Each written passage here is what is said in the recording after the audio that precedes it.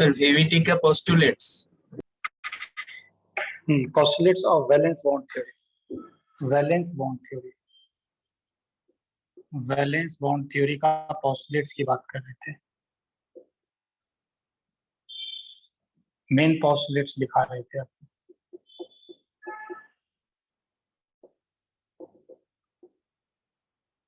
इसमें बताया गया था, 2-3 पॉइंट लिखाया गया था, 3 पॉइंट आई थिंक सो लिखाया गया था। पहला पॉइंट में यही लिखाया गया था कि for the formation of covalent bond atoms must come closer to each other. और फिर come closer to each other, और फाइनली क्या करेंगे, ऑर्बिटल्स विल ओवरलैप। एटम्स का जो orbitals containing unpaired electrons that will overlap to form that covalent bond. उसके बाद बताया गया था जो एटॉमिक ऑर्बिटल्स ओवरलैपिंग में पार्टिसिपेट कर रहे हैं उनके पास हाफ फील्ड ऑर्बिटल्स होना चाहिए और साथ ही साथ इलेक्ट्रॉन अपोजिट स्पिन में होना चाहिए, ये बताया गया था सेकेंड पॉइंट में। थर्ड पॉइंट में ये बताया गया था for the formation of coordinate bond. Coordinate bond एक एटम के पास एक फुलफिल्ड एटॉमिक ऑर्बिटल्स होना चाहिए, मतलब एक ऑर्बिटल्स में 2 इलेक्ट्रॉन्स होना चाहिए अपोजिट स्पिन के साथ, और दूसरे एटम्स के पास एक वैकेंट ऑर्बिटल्स होना चाहिए, मतलब उसमें 0 इलेक्ट्रॉन्स होना चाहिए। और जब ये आपस में ये दोनों ओवरलैप करेंगे तो कोऑर्डिनेट बॉन्ड बनाएंगे। ऐसा इतना दिखाया गया था ना, ये 3 पॉइंट। Yes sir. उसके बाद नेक्स्ट पॉइंट लिखो। नेक्स्ट पॉइंट क्या है, लिख जाओ। नेक्स्ट पॉइंट लिखिए।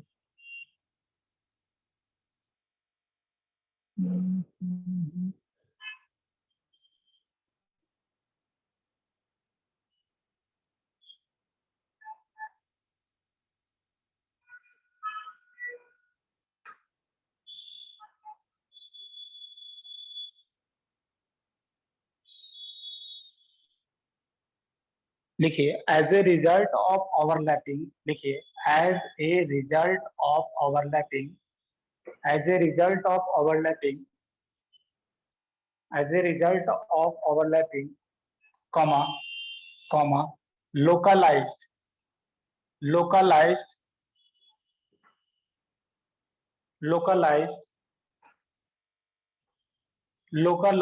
orbitals, localized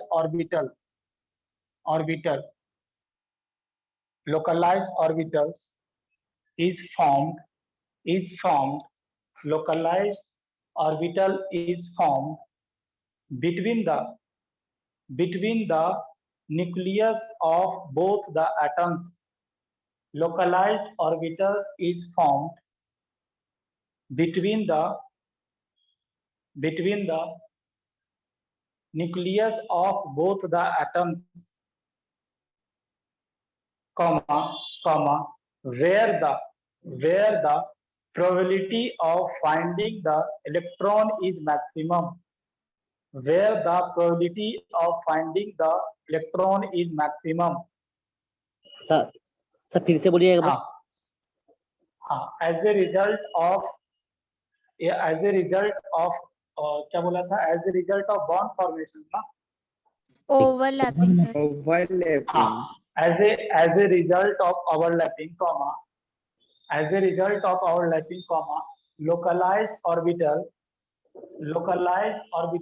is formed, localized orbitals is formed between the nucleus of both the atoms,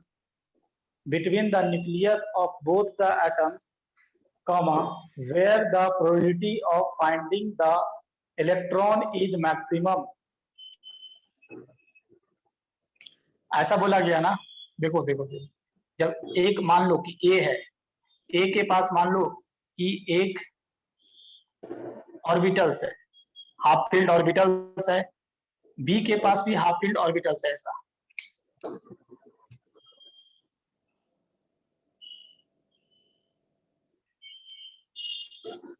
half field orbitals है, तो दोनों जो बॉन्ड बनाए हैं, तो अभी बीच में क्या है, एक लोकलाइज, ये जो बीच में जो देख रहे हो ना, दिस इज क्या लोकलाइज्ड ऑर्बिटल्स, इसको बोलेंगे लोकलाइज्ड ऑर्बिटल्स। जिसमें दोनों इलेक्ट्रॉन अपोजिट स्पिन से प्रेजेंट है, और यही क्या, यही इलेक्ट्रॉन्स का पाने का, इस जगह पर इलेक्ट्रॉन्स पाने का प्रोबेबिलिटी मैक्सिमम होगा। और ये जो लोकलाइज ऑर्बिटल्स है, it is present in between the nucleus of both the atoms. समझ रहा है ना बात को? Localised orbital Yes, sir. Containing electron, इसको बनाना है तो बना लीजिए। ये सब ऑर्बिटल्स हैं, हम लिख देते हैं, ये सब क्या है, हाफ फील्ड एटॉमिक ऑर्बिटल है। कौन, यही सब, ये सब जो दिख रहा है।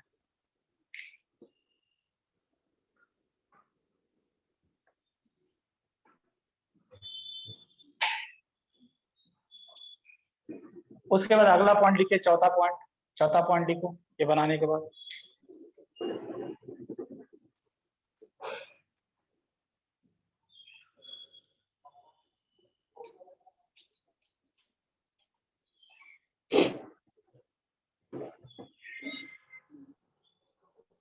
चौथा नेक्स्ट पॉइंट लिखिए, क्या है, देखो नेक्स्ट पॉइंट क्या है, लिखिए, more effective will be the overlapping, लिखो मोर इफेक्टिव। नेक्स्ट पॉइंट लिखिए, more effective is the overlapping, more effective is the overlapping, comma, more effective will be the overlapping, comma. कौन कौन है जो डिस्टर्ब कर रहा है इतना यार?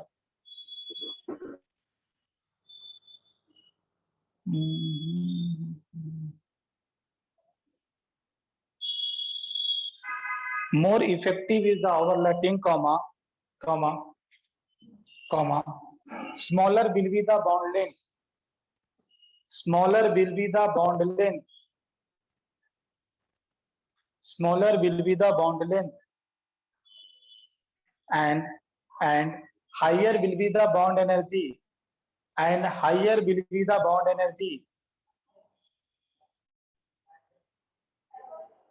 and higher will be the bond energy, and hence higher will be the bond stability,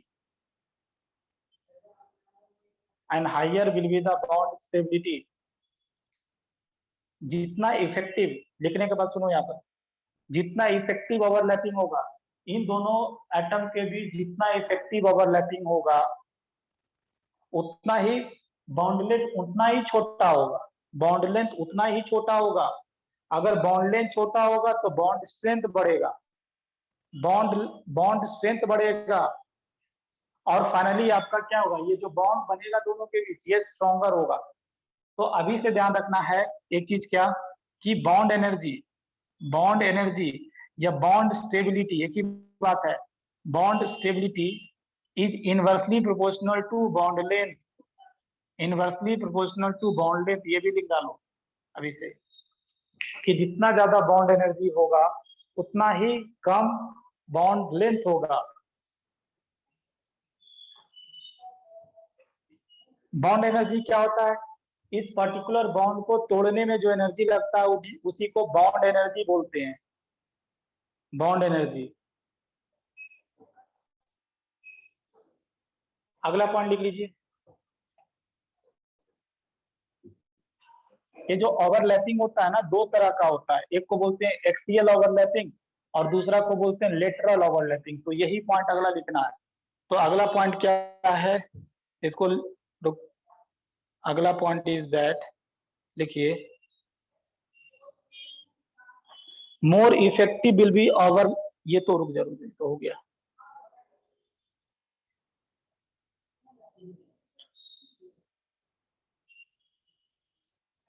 लिखिए, combining atomic orbitals, combining atomic orbitals will undergo, combining atomic orbital will undergo two types of overlapping, combining atomic orbitals will go two types of overlapping, पहला को बोलेंगे that one is axial overlapping, axial overlapping, या इसको हम end to end overlapping, axial overlapping या end to end overlapping भी बोलते हैं। और इसको और एक नाम है that is head on, head on overlapping भी बोलते हैं हम इसको। और दूसरा क्या है that one is lateral, lateral overlapping, lateral overlapping, या इसको पैरेलल ओवरलैपिंग भी बोला जाता है। एक नाम और है, रुक जाओ,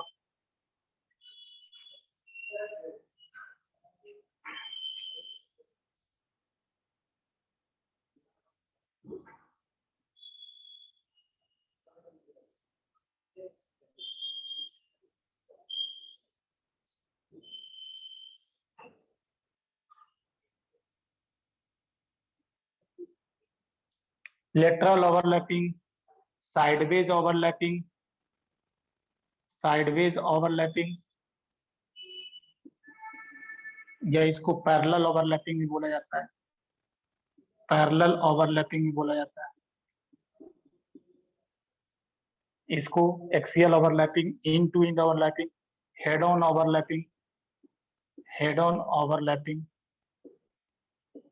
भी बोला जाता है। तो कंबाइनिंग एटॉमिक ऑर्बिटल या तो एक्सियल ओवरलैपिंग करेगा या तो लेटरल ओवरलैपिंग करेगा। और क्या एक्सियल ओवरलैपिंग होता है, क्या लेटरल ओवरलैपिंग होगा, बताएंगे।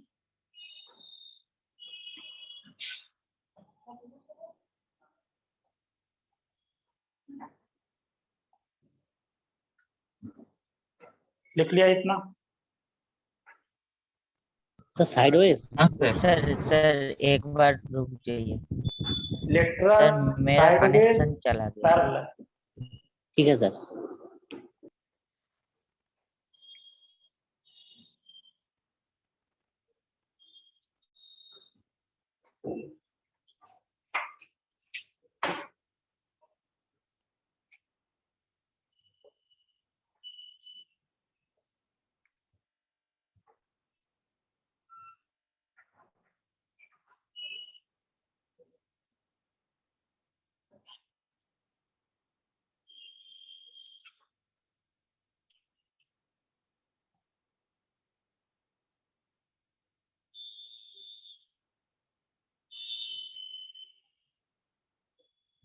उसके बाद इसको लिखने के बाद अगला पॉइंट लिखो, फिर इसको समझेंगे क्या बोल रहे हो। Yes, sir. लिखो extent of overlapping, extent of overlapping will depend on extent of overlapping। अगला point, extent of overlapping will depend on पहला nature of orbital, nature of orbital, nature of orbitals। और दूसरा फैक्टर है that one is nature of orbitals, और दूसरा nature of overlapping, nature of overlapping. Nature of orbitals बोलने का मतलब क्या है, ये 1s का है, 2s का है, 2p का है, ये कौन सा ऑर्बिटल्स ओवरलैप कर रहा है। और दूसरा that one is nature of overlapping, overlapping. Nature of overlapping बोलने का मतलब एक्सियल है या लेटरल है, ये भी देखना Yes, पड़ेगा। sir. ये दोनों फैक्टर्स पर डिपेंड करेगा। जैसे आपको पता होगा कि एक्सियल ओवरलैपिंग जो होता है दैट इज उसमें इसमें जो एक्सटेंट ऑफ ओवरलैपिंग होता है, एक्सियल में जो एक्सटेंट ऑफ ओवरलैपिंग होता है that one is higher as compare to lateral. तो ये सारी चीज को समझना है। जैसे ये अभी ये नेचर ऑफ ओवरलैपिंग में बताऊंगा कि जितना एटम का साइज, जितना ऑर्बिटल का साइज छोटा होगा ना, उतना ही ज्यादा एक्सटेंट ऑफ ओवरलैपिंग होता है। तो इन्हीं दोनों पॉइंट को अब लिखना है। तो नेक्स्ट पॉइंट लिखो, नेक्स्ट पॉइंट, नेक्स्ट पॉइंट लिखिए, ये लिख लिया ना, नेचर ऑफ ऑर्बिटल्स और नेचर ऑफ ओवरलैपिंग। उसके बाद अगला पॉइंट लिखो,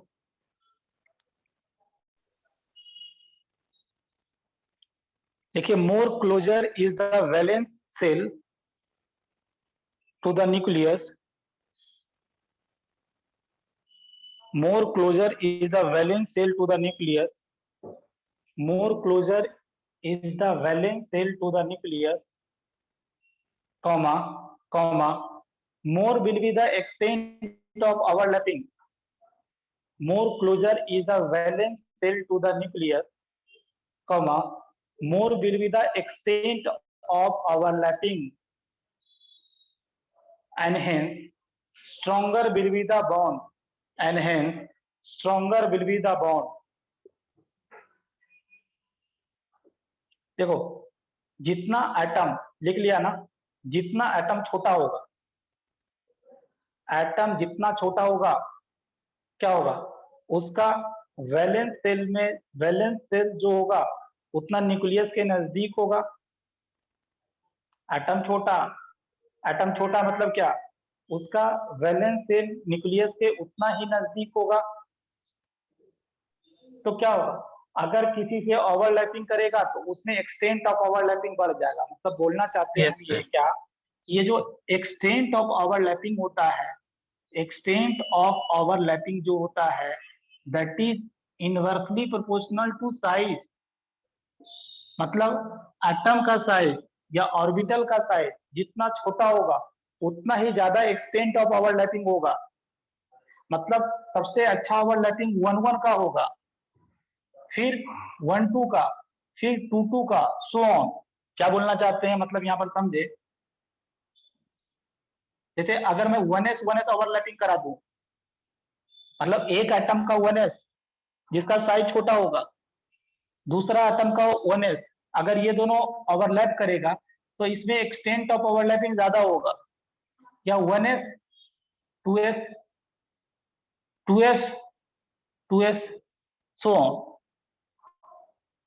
आगे जाकर मैं बताऊंगा, आपको पता होगा एक्सियल ओवरलैपिंग, एसएस ओवरलैपिंग से एक्सियल ओवरलैपिंग मतलब सिग्मा बॉन्ड जो बनता है, ये बताऊंगा ना, एक्सियल ओवरलैपिंग से सिग्मा बॉन्ड बनता है और लेटरल ओवरलैपिंग से पाई बॉन्ड बनता है। और एक्सियल और लेटरल ओवरलैपिंग में axial bond is more stronger as compare to lateral overlapping.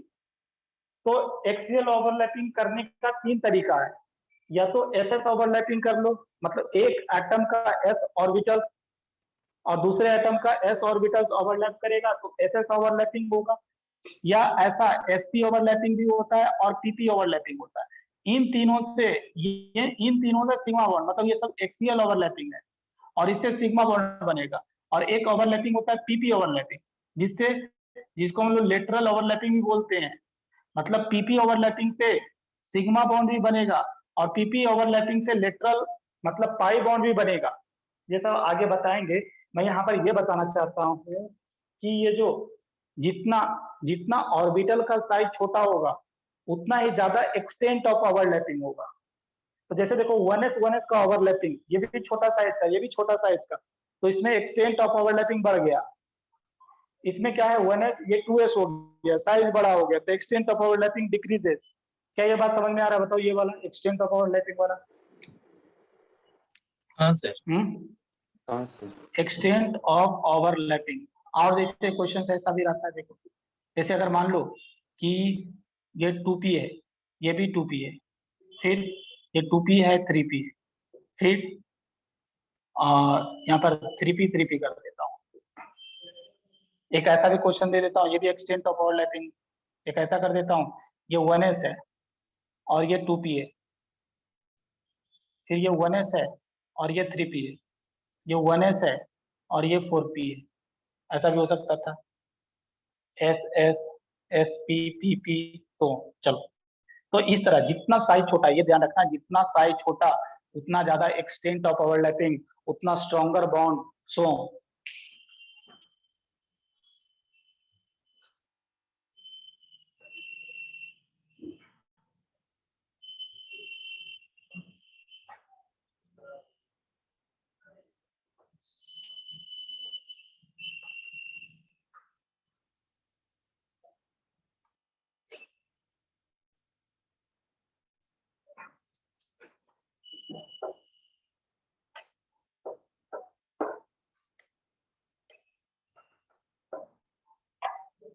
अगला पॉइंट लिखिएगा, अगला पॉइंट लिखो पहले।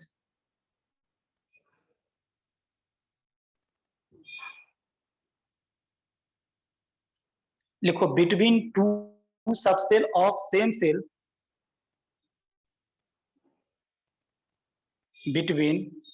between two TWO between two subcell of same cell, between two subcell of same cell, between two subcell of same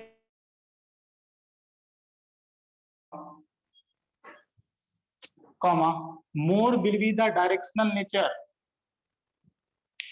more will be the directional nature, comma more will be the extent of overlapping, more will be the directional nature, comma more will be the extent of overlapping, more will be the extent of overlapping,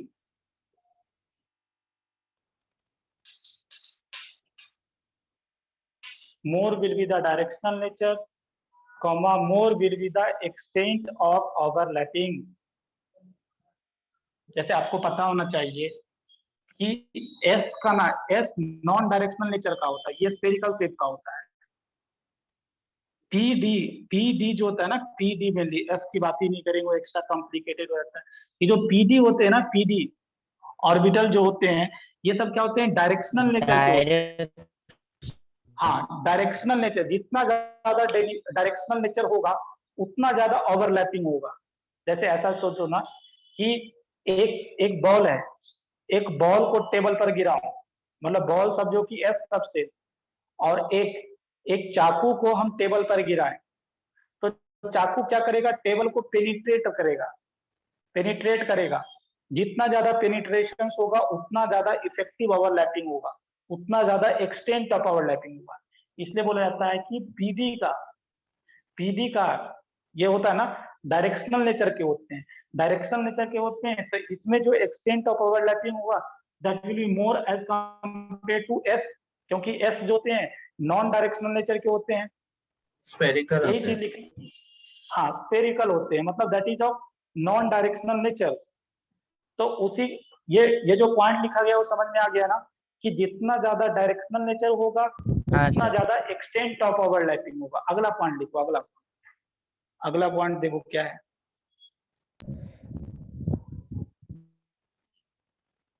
लिखो S orbital. Example, हाँ example दे रहा हूँ।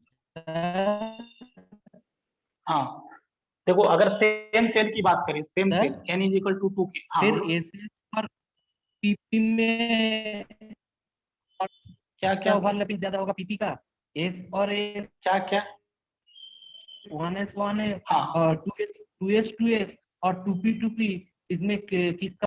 देखो एक चीज ध्यान रखना ना, पहले तो ये लिखाऊंगा कि एस सबसेल, ये जो एस ऑर्बिटल्स होते हैं ना, एस ऑर्बिटल सिर्फ और सिर्फ एक्सियल ओवरलैपिंग करेगी, कभी ये लेटरल ओवरलैपिंग नहीं करता है। मतलब ना, या आगे थोड़ा देर के बाद जो भी कंफ्यूजन है ना, सब दूर हो जाए। हमेशा एक्सियल बॉन्ड स्ट्रॉन्गर देन जो भी आपका पाई बॉन्ड मतलब जो आपका लेटरल ओवरलैपिंग होगा उससे स्ट्रॉन्गर होंगे। फिर ये सभी फैक्टर का देखना पड़ेगा कि सर साइज छोटा है बड़ा है, तो पहले ये वाला लिखो, ये वाला क्वेश्चन से करा देता हूँ। जैसे n इज इक्वल टू 2 है, मतलब सेकेंड सेल की बात हो रही है, तो हम लोग बोलेंगे कि 2s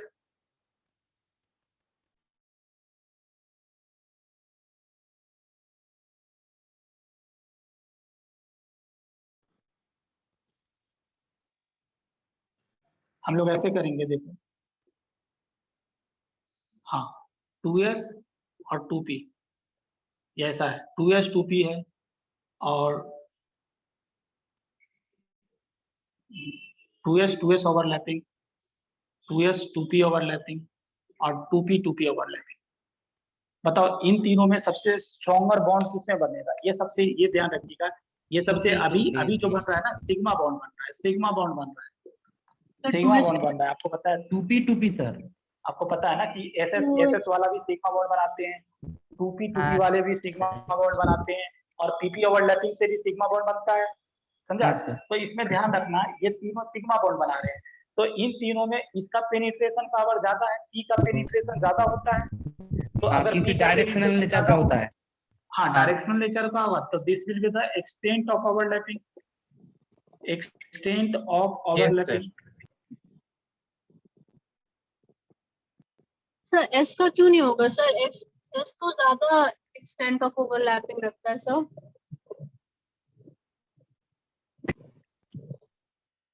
बॉन्ड बन रहा है ये।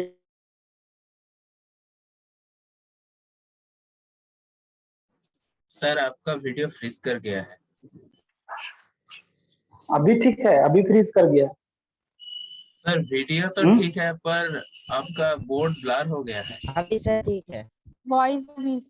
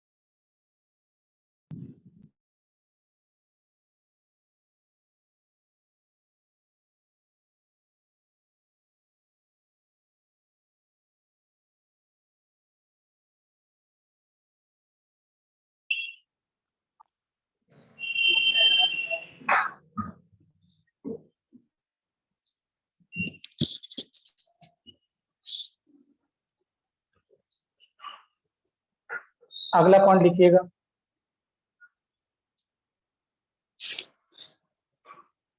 नेक्स्ट पॉइंट है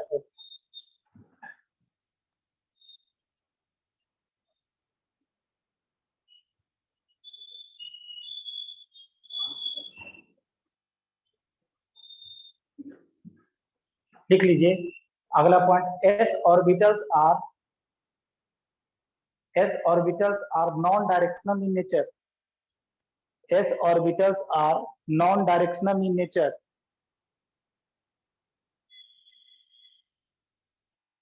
s orbitals are non directional in nature, non directional in nature, comma, so it form only axial overlapping, only axial overlapping। Bracket में लिख लीजिएगा सिग्मा बॉन्ड। एक्सियल ओवरलैपिंग से ना सिग्मा बॉन्ड बनता है।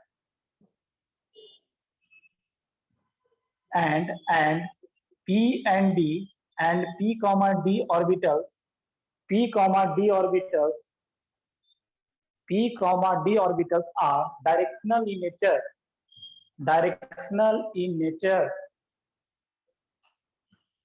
p comma d are directional in nature, full stop। so it can form both sigma bond and both axial and lateral overlapping। it can form both axial and lateral overlapping, axial and lateral overlapping। तो P और D जो होते हैं ना, ये axial overlapping भी कर सकते हैं और लेटरल ओवरलैपिंग भी कर सकते हैं, but s orbital non directional होने के कारण सिर्फ और सिर्फ कैसे ओवरलैपिंग करेंगे? एक्सियल ओवरलैपिंग करेंगे। उसके बाद अगला पॉइंट लिखो, ये तो समझा। सिग्मा और पाई दोनों भी बनता है। हाँ, सिग्मा और पाई दोनों बना सकता है, बिल्कुल बिल्कुल सही है। लिख लीजिएगा, axial overlapping is stronger than sideways overlapping, sideways overlapping. Axial overlapping is always greater than that of sideways overlapping. Axial overlapping is always greater than that of sideways overlapping. For same cell, तीसरे position है वो तीसरे। हाँ, axial overlapping is always greater than क्या बोला था? axial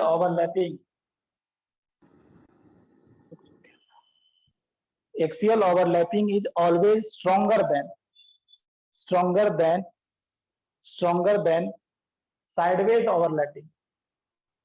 sideways overlapping. जैसे यहाँ पर समझने की कोशिश कीजिए, मान लो कि n इज इक्वल टू 2 की बात कर, सर स्ट्रेंथ के बेसिस पे तो हाँ स्ट्रेंथ के बेसिस पर सिग्मा बॉन्ड हमेशा मतलब एक्सियल ओवरलैपिंग हमेशा स्ट्रॉन्गर होता है, क्योंकि देखोगे ना axial overlapping end to end overlapping है और लेटरल ओवरलैपिंग ऐसे पैरेलल ओवरलैपिंग करेगा। हाँ सर, यस सर। ये वाला कमजोर बॉन्ड होता है, ये वाला जो होगा ना इन टू इंड एक्सियल वाला जो होगा ये स्ट्रॉन्गर होगा। ऐसे हाथ को छुड़ाना डिफिकल्ट होता है और ऐसे आसानी से छुड़ाया जा सकता है आपको, समझा? तो ये इसलिए बोला जाता है कि एक्सियल बॉन्ड मजबूत बॉन्ड होते हैं, लेटरल बॉन्ड कमजोर बॉन्ड होते हैं। तो समझा? तो अभी मैं बोल रहा हूँ कि जैसे हाँ, क्वेश्चन से n इज इक्वल टू 2 है, n इज इक्वल टू 2 है, तो हम लोग बताए कि 2s कैसे बनाएंगे। ये तो सिग्मा बॉन्ड बनाते हैं, एक्सियल ओवरलैपिंग करते हैं, एक्सियल ओवरलैपिंग करते हैं। फिर यहाँ पर ऐसे ऐसे कर देता हूँ 2s, हाँ 2s ऐसा है 2s ये भी एक्सियल ओवरलैपिंग है, ये भी एक्सियल ओवरलैपिंग है और ये मान लो कि एक लेटरल ओवरलैपिंग किया, ये पैरेलल ओवरलैपिंग किया है।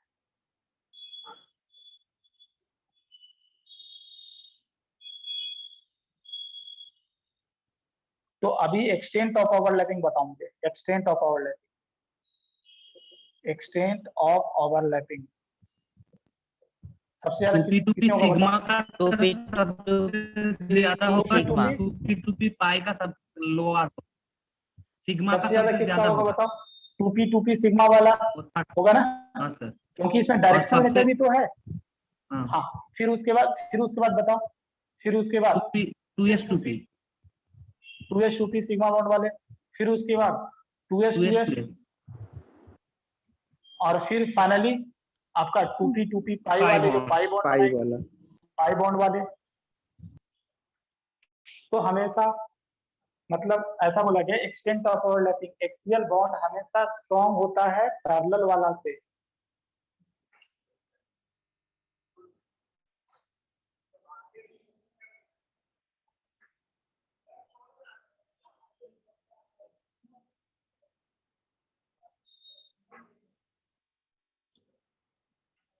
एक चीज ध्यान रखना, जैसे हम बताए थे कि ये जो आयनिक बॉन्ड होते हैं नॉन डायरेक्शनल नेचर के होते हैं, क्योंकि वहां पर ट्रांसफर ऑफ इलेक्ट्रॉन की वजह से आयनिक बॉन्ड बनता है।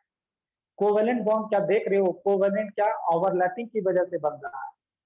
Covalent bond is form due to overlapping of atomic orbitals.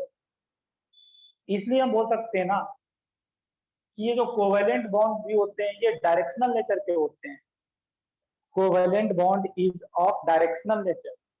तो लिख लीजिए इसमें, हाँ सर, लिख लीजिए as covalent bond is formed, covalent bond is formed covalent bond is formed by overlapping of atomic orbitals, overlapping of atomic orbital, overlapping of atomic orbital, comma, overlapping of atomic orbital, comma, comma, the comma is a full stop, full stop, full stop. So covalent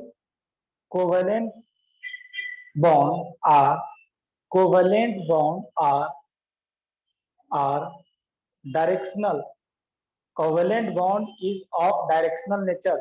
Covalent bond is of directional nature. Covalent bond is of directional nature. क्योंकि atomic orbitals particular directions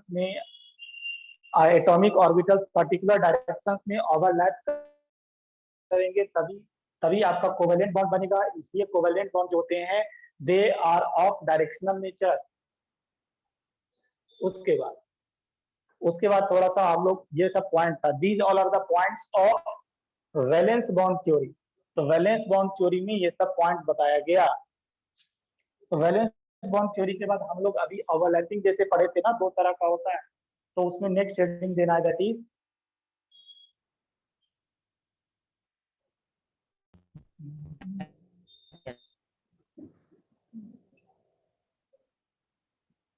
लिखो types of overlapping, heading दो पहले, types of overlapping, और उसमें लिखिएगा पहला axial overlapping. Types of overlapping में पहले लिखना है that is axial overlapping, axial overlapping, axial overlapping heading दीजिए यहाँ पर, axial overlapping, head on level overlapping या इन टू इंड ओवरलैपिंग। तो इसको पहले डिफाइन कर लीजिए और फिर उसके बाद हम लोग इसका डिफरेंट कैसे एक्सियल ओवरलैपिंग होता है ये सब लिखेंगे। पहले यहाँ पर एक टर्म समझना पड़ेगा, इंटर न्यूक्लियर एक्सिस, तो उसको पहले लिखो, ये पहले क्या होता है लिखिए कि when overlapping of atomic orbitals, लिखिए when overlapping of atomic orbitals, when overlapping of atomic orbitals, when overlapping of atomic orbitals takes place along internuclear axis, इसको INA बोला करेंगे, internuclear axis. When overlapping of atomic orbitals takes place along internuclear axis,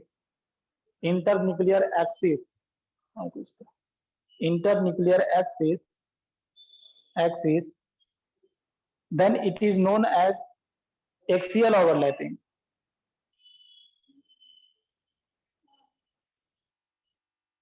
Then it is known as axial overlapping. लिख लीजिए, अगला point लिख लीजिएगा, in axial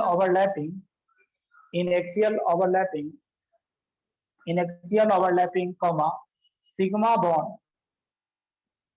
sigma bond are form, in axial overlapping sigma bond is form, in axial overlapping sigma bond is form. फिर उसका लिखना है axial overlapping is of 3 types, axial overlapping is of 3 types, axial overlapping is of 3 types. ये 3 तरह के होते हैं, पहला जो है दैट इज, पहला लिखिएगा इसमें that is SS overlapping, SS overlapping, मतलब ये S है, देखिए ये S न्यूक्लियस है, यहाँ पर एक इलेक्ट्रॉन्स है, ये मान लो कि NS है, एक दूसरा एटम्स का S है,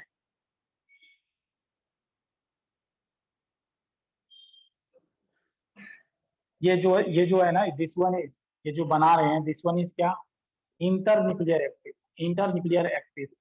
ये जो एक्स एक्सिस मान लो, एक्स एक्सिस मेरा इंटरन्यूक्लियर एक्सिस है, तो अभी दोनों का ओवरलैपिंग होगा। ये भी एटम्स के ऑर्बिटल्स में एक हाफ फील्ड है और यहाँ पर भी ये हाफ फील्ड है, दोनों ओवरलैप करेगा इस तरह से।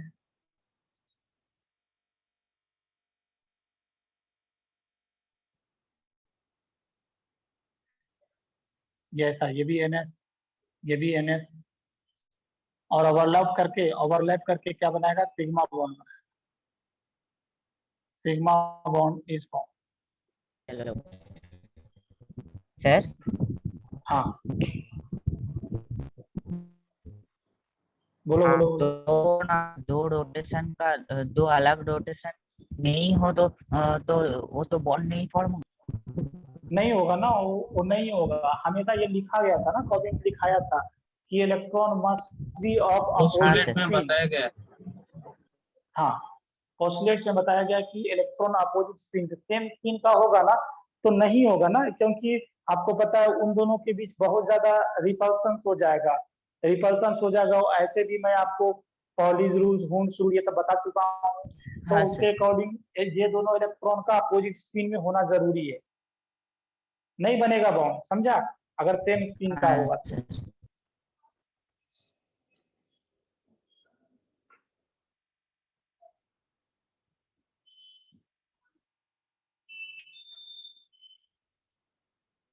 फिर उसके बाद दूसरा जो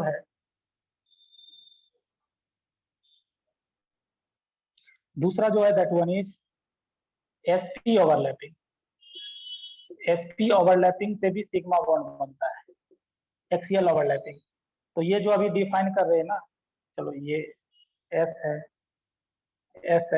इसके अंदर एक इलेक्ट्रॉन है, इसके अंदर अभी हम लोग क्या है, इसको इंटरन्यूक्लियर एक्सिस बोल रहा हूँ, यही मेरा क्या है, इंटरन्यूक्लियर एक्सिस है, INA है, एक्स एक्सिस लैटिट्यूड।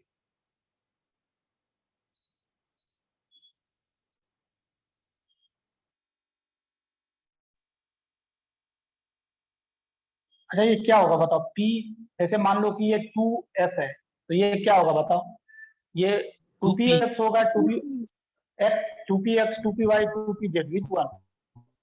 अगर ये x एक्सिस है, तो अगर लोग क्या 2px x होगा, एक्सिस पर line 2px कर रहा है, तो होगा। 2px होगा, 2px होगा। ये दोनों हाँ ओवरलैप सर। करेगा, यहाँ पर भी अनपेयर्ड इलेक्ट्रॉन है, देखो ये ओवरलैप किया और ऐसा।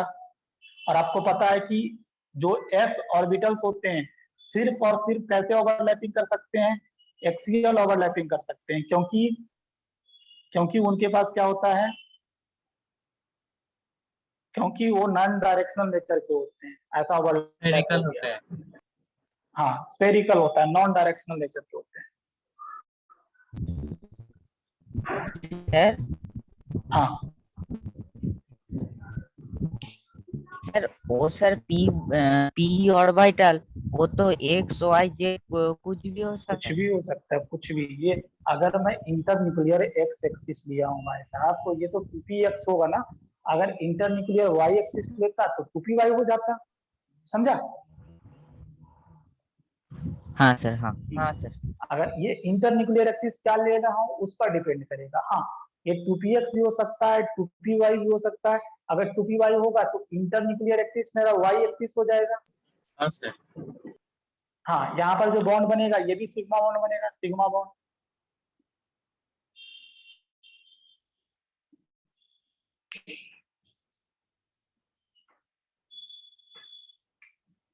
ऐसा कर देता हूँ ना, देखो इंटरन्यूक्लियर एक्सिस को चेंज कर देता हूँ, अब अच्छा रहेगा, ऐसे कर देता हूँ एक्स वाई एक्सिस, तो ये 2px भी हो सकता है, 2py भी हो सकता है, 2pz भी हो सकता है। चलो ये भी 2px हो सकता है, 2py हो सकता है, 2pz हो सकता है। चलो पूरे लिख दिया।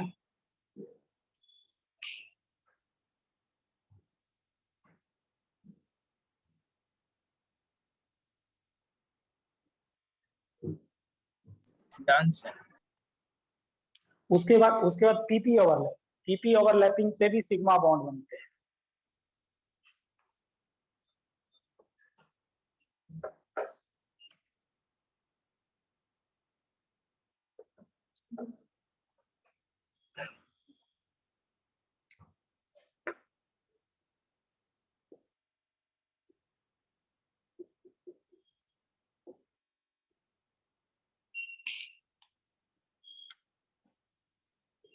अभी मान लेता हूँ इंटरन्यूक्लियर एक्सिस मेरा ये x axis, y axis, z axis कुछ भी हो सकता है।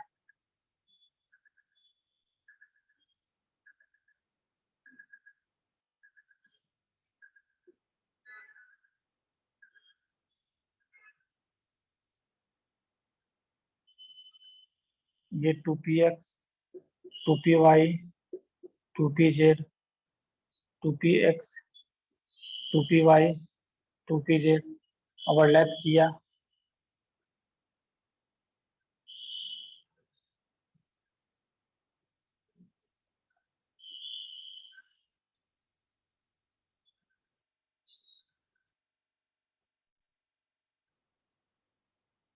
ये सिग्मा बॉन्ड बना, सिग्मा बॉन्ड इज फॉर्म। तो एसएस ओवरलैपिंग, एसपी ओवरलैपिंग और पीपी ओवरलैपिंग से सिग्मा बॉन्ड बनता है। सर उसके बाद हेडिंग लिखना है। हाँ सर सर 2p के बोलो। साथ 3p के साथ 3px हो सकता। हाँ 2px के साथ 3px हो सकता है, बिल्कुल बिल्कुल। बट बच्चे ये भी होना है ना, उसमें एक्सटेंट ओवरलैपिंग कम हो जाएगा, समझा? हाँ तो ऑब्वियसली हो सकता है ओवरलैपिंग होगा, ओवरलैपिंग होगा। किसी का 2px तो किसी का 2py, सॉरी किसी का 2px तो दूसरे आइटम का 3px ओवरलैपिंग होगा, बिल्कुल हाँ सही सर। है। हाँ सर। अच्छा कभी ये 2px ऐसा समझो ना, क्या 2px और 2py ओवरलैपिंग करेगा? नहीं कर सकता। नहीं करेगा, एक्सेस में नहीं ही नहीं होगा, नहीं आएगा। बॉन्ड ही नहीं बनेगा, नहीं आएगा, एग्जिस्टेंस में ही नहीं आएगा, बिल्कुल सही करना है। उसके सर बाद लिखिए एक्सेस दैट में इज तो नहीं होगा ना, तो अलग अलग एक्सेस हो हाँ, जाएगा। अलग अलग एक चीज है। तो उसमें जैसे होगा ना, extent of overlapping are very low, बहुत कम होगा, बॉन्ड तुरंत टूट जाएगा, बनेगा भी नहीं। उसके बाद लिखिए that one is lateral overlapping या पैरेलल ओवरलैपिंग, लेटरल और या पैरेलल ओवरलैपिंग।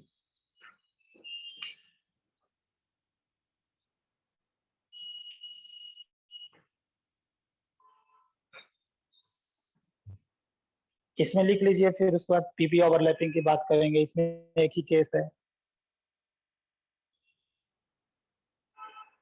लिख लीजिए कि when overlapping of atomic orbitals, overlapping of atomic orbitals, overlapping of atomic orbitals takes place below and above, below and above, takes place below and above, takes place below and above internuclear axis, below and above internuclear axis। सब फिर से repeat कर देंगे please. हाँ लिखिए, when overlapping of atomic orbitals, when overlapping of atomic orbitals takes place below and above of internuclear axis, internuclear axis, below and above of internuclear axis।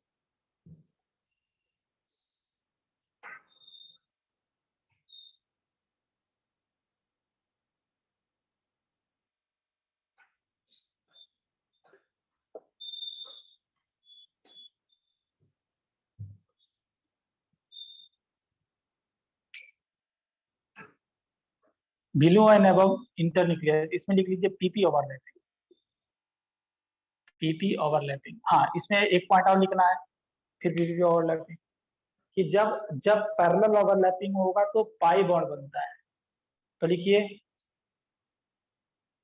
In lateral overlapping, in lateral overlapping, in lateral overlapping, in lateral overlapping, in lateral overlapping, comma, pi bond is formed, pi bond is formed, pi bond is formed, pi bond is formed। उसके बाद PP overlapping लिख लेना है, PP overlapping, PP overlapping. ये देखिए मान लो कि internuclear axis है, इंटरन्यूक्लियर एक्सिस, मान लो कि इंटरन्यूक्लियर एक्सिस जेड एक्सिस है, जेड एक्सिस है। देखो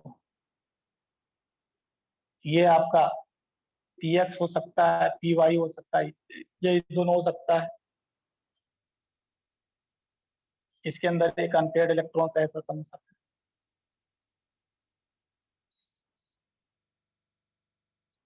ये भी px या py, इसके अंदर अनपेयर्ड इलेक्ट्रॉन है।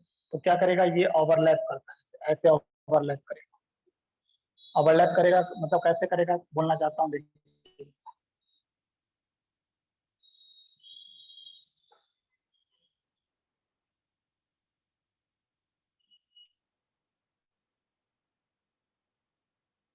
ये इस तरह का ओवरलैपिंग करता है, और यहाँ पर दोनों अनपेयर्ड इलेक्ट्रॉन्स होगा इसे, यही अनपेयर्ड इलेक्ट्रॉन्स की वजह से क्या होगा, पाई बॉन्ड बनेगा, पाई बॉन्ड फॉर्म होगा।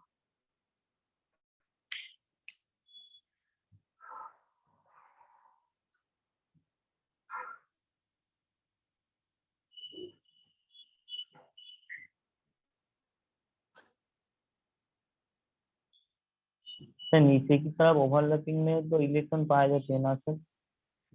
क्या, नीचे की तरफ वो दोनों जो ओवरलैपिंग हुआ नीचे की तरफ तो इलेक्ट्रॉन पाए जाती है सर। हाँ पाई ये बॉन्ड पूरा तो दो ओवरलैपिंग ऐसे होगा ना, ओवरलैपिंग होकर ये यहाँ से यहाँ तक डीलोकलाइज हो जाएगा, समझा, इलेक्ट्रॉन्स बोला गया है ना कि ओवरलैपिंग होने के बाद डीलोकलाइज्ड ऑर्बिटल बनते हैं, जहां पर इलेक्ट्रॉन्स पाने का प्रोबेबिलिटी मैक्सिमम होता है, समझा ना। ये ऐसा नहीं इलेक्ट्रॉन ये यहाँ से यहाँ तक पूरा फैल जाएगा, और जहां पर इलेक्ट्रॉन डेंसिटी मैक्सिमम होगा। Okay sir.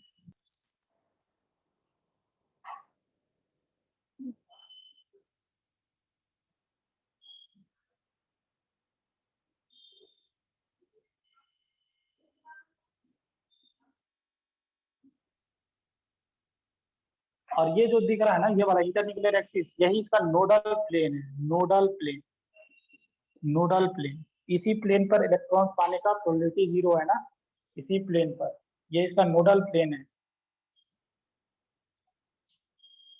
अगर अगर ये पीएक्स हुआ, ये भी पीएक्स हुआ, तो नोडल प्लेन क्या होगा बताओ, नोडल प्लेन अगर ये पीएक्स है, ये भी पीएक्स है, तो नोडल प्लेन क्या होगा, जेड एक्सिस होगा। YZ। हाँ जेड वाई एक्सिस जेड, पे हो वाई हाँ, जेड, वाई जेड होगा ना, yes। वाई Y और Z जेड एक्सिस, ये एक्सिस जो बना रहे हैं, दैट इज वाई और z axis will be our nodal plane, जहां पर इलेक्ट्रॉन पाने का प्रोबेबिलिटी 0 होगा। हाँ सर। तो चलो वैलेंस बॉन्ड थ्योरी इतना ही था, वैलेंस बॉन्ड थ्योरी इतना ध्यान रखना है। अगले क्लास से ना दूसरा थ्योरी मैं शुरू करूंगा, दैट वन इज, आगे VSEPR थ्योरी है उसको शुरू करेंगे, और यह हाइब्रिडाइजेशन उसके बाद शुरू करेंगे। तो वैलेंस बॉन्ड थ्योरी में जितना पॉइंट्स लिखाया गया इसको ध्यान रखिएगा, और कितने कितने तरह का ओवरलैपिंग है, कल जब क्लास होगा तो ये सब रिविजन कर आइएगा। और उसके बाद मैं पहले पहले कुछ एग्जांपल्स दूंगा, एग्जांपल देने के बाद मैं आगे बढ़ूंगा यहाँ से। चलो तो आज के लिए Okay, इतना sir. ही, ध्यान रखिए। Thank you, sir. Thank you, sir.